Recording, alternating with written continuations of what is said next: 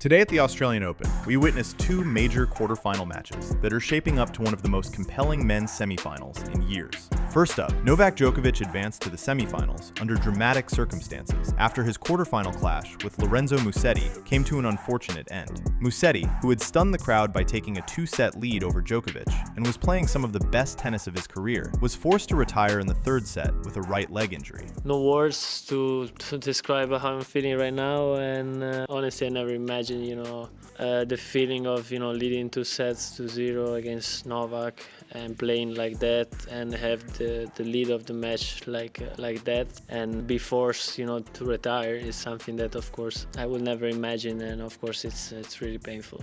Honestly, the first time I saw him struggling a bit was in the third game of the third set. He was a better player on the court. He was close to win it. He was in the control, and then obviously something happens, and if you're part of the team sports, then maybe you go out and somebody substitutes you for a set, but that's not possible in our sport. During his post-match press conference, Djokovic was also asked about Jannik Sinner. Jannik, I lost to him 4 or 5 in a row, so yeah, he's just playing such a high level right now along with Carlos, 2 best players in the world. So absolute favorite, but you never know. Hopefully I can deliver my A game for that matchup, because that's what's going to be needed at least to have a chance. I wasn't playing close to my best today, so I'm gonna have to change that. And then something strange happened. One reporter tried to provoke Djokovic, but it didn't end good for him. You in the early part of your career when you were chasing Roger and Rafa for titles, and now at the back end of your career, you're chasing Jannik and Carlos.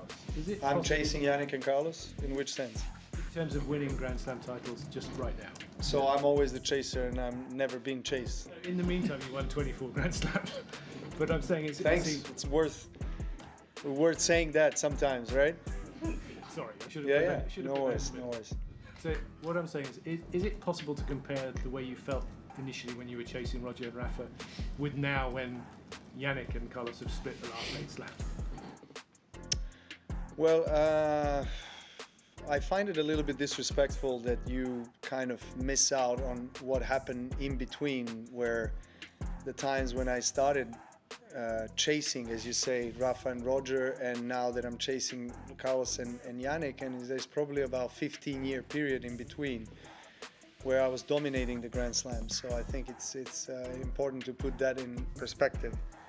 I don't feel like I'm chasing, to be honest. Roger and Rafa will always be my greatest rivals. I have tremendous respect for what Jannik and Carlos are doing, and they continue to do, and they will do for the next 10 to 15, 20 years. God knows how many years they're going to play. And this is a kind of a natural cycle in sports. You're going to have another 2 superstars that are going to maybe have another third guy, that I'm going to cheer for, because I've always been the third guy at the beginning. But it's good for our sport. I think these kind of rivalries and the contrast of the personalities and the styles of play are very good for tennis.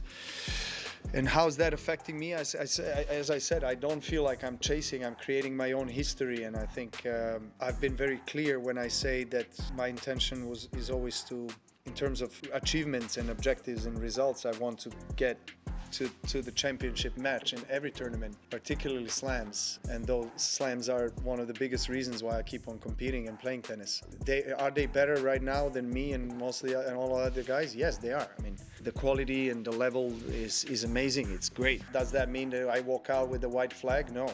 I'm going to fight till the last shot, till the last point, and do my very best to challenge them. Djokovic's path at this year's Australian Open has been far from smooth, but the result is clear. He is through to another semifinal in Melbourne, keeping his Grand Slam ambitions alive and setting up a blockbuster showdown next. Defending champion Jannik Sinner was equally impressive, as he dispatched American 8th seed Ben Shelton in straight sets, winning 6-3, 6-4, 6-4 to book his own spot in the last 4. It's gonna be a very tough match. The next one, we know each other quite well, so it's gonna be interesting to see how we handle the situation. When you make the step ahead, final of a Grand Slam, and winning against Novak, and it does change a bit. In the same time, you have to do it over and over again. It's very difficult. It's one of the toughest challenges. It's, as I said on court, it's great to have Novak, playing this level still, you know, very, very high level, and Grand Slams are always very difficult against Novak, you know. So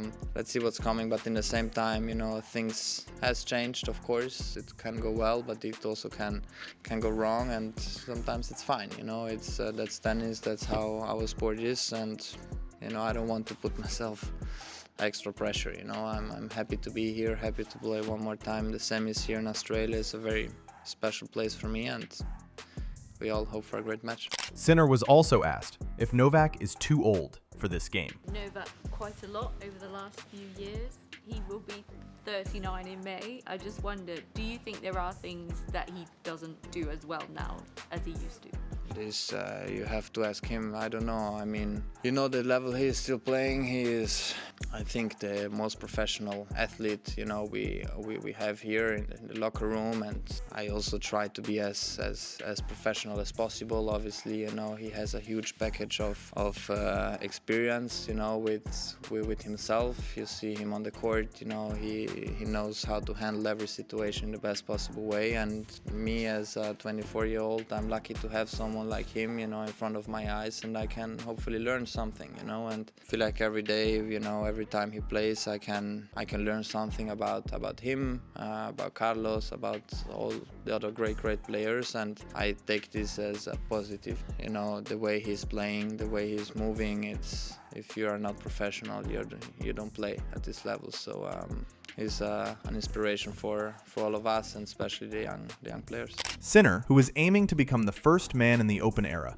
to win 3 consecutive Australian Open titles, dominated the match from the baseline. He dictated play with his heavy ground strokes and served consistently, never allowing Shelton enough opportunities to gain control, despite the American's powerful serve and athletic game. How do you feel? I mean, do you feel like you're getting closer to these guys at the top? I mean, you're bullish on certain things you've been working on. I'm just sort of wondering, like, how you evaluate yourself. Do you look at score lines, or do you think about how it feels to be out there with Jannik compared with how it was at Wimbledon last year or here a year ago?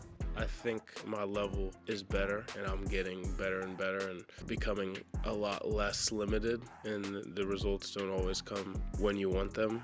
I'm getting stopped up by the toughest challenge in the game. I do think that I'm close to bringing it all together. I think it's just gonna take that one time where I do it, certainly not discouraged. I know how I feel when I get out in front at slams. I feel like, you know, I'm untouchable, and I guarantee the other guys at the top feel the exact same. It's a matter of time and work, just trying to put all the pieces together, because I'm not complete yet, but I feel myself becoming more complete. Jannik is a very tough out. I think that was, you know, one of the tough things that I dealt with today. I felt like, as well as I was hitting the ball, I couldn't get him out of his rhythm as much as I wanted to. The result means that the men's semifinals will feature a mouth-watering clash between Djokovic and Sinner, a meeting between the most successful player in Australian Open history and the 2-time defending champion. Sinner has shown incredible consistency and confidence in this tournament, and his game looks perfectly suited to the hard courts of Melbourne Park. For Djokovic, advancing in today's manner may have been fortunate, but every win still counts on the path toward another major title.